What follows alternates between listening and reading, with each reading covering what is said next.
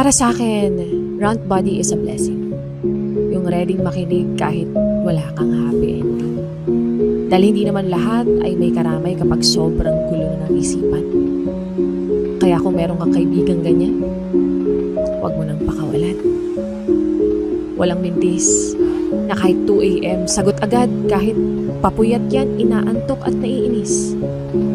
Hindi man siya laging may sagot, pero laging may tenga. Minsan, tatawa lang habang ako'y nagagalit. Minsan, sasabayan pa ang kwento kong paulit-ulit. Walang husga, walang tanong kung bakit ka ganyan. Tahimik lang siyang sandalan.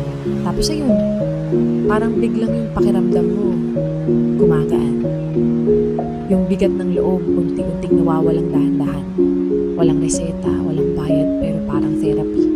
Kasi minsan kailangan mo lang din ng may mahingin sandali. Doon ko na-realize na hindi lahat marunong